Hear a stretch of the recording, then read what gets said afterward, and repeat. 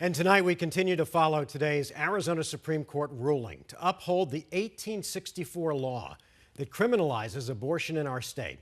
Thanks for joining us tonight for 12 News at 5. I'm Mark Curtis. And I'm Kadiba Devine. The pre-statehood law makes it a crime to perform abortions unless the woman's life is at stake. Both sides of the issue reacting to today's ruling. And the near total Civil War era ban that continues to hang over our heads only serves to create more chaos for women and doctors in our state.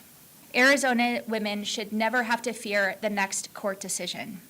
I'm thrilled that children will be protected under this Arizona law and that women and families receive real support and real health care.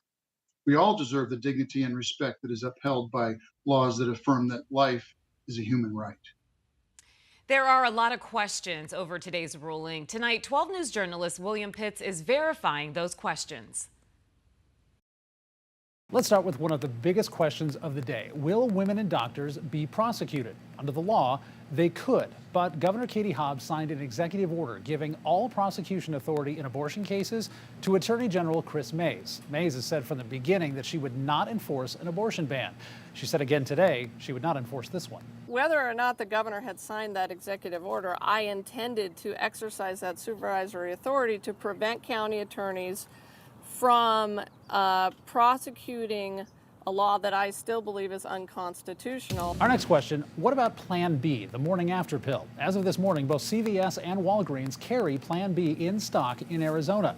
A CVS spokesperson tells us they're under the impression that the ruling does not affect Plan B, but so far we've been unable to get a definitive answer on what today's decision means for emergency contraception. Are abortions outlawed right now? The Arizona Supreme Court decision has a built-in 14-day period before it goes into effect, but Planned Parenthood also tells us they have a separate lawsuit that includes a 45-day waiting period. So no, abortions are not completely outlawed right now. And our last question, is this the final word? We can verify no, it's not. The Arizona Supreme Court decision was very specific in saying that Arizona needs clarification, but that the court was not going to give it. Now, the court said a policy matter of this gravity must ultimately be resolved by our citizens through the legislature or the initiative process. Today we decline to make this weighty policy decision because such judgments are reserved for our citizens. There's currently a push for constitutional amendment that would guarantee abortion access in Arizona. The group behind it says they already have enough signatures to put it on the ballot in November. William Pitts, 12 News. All right, well.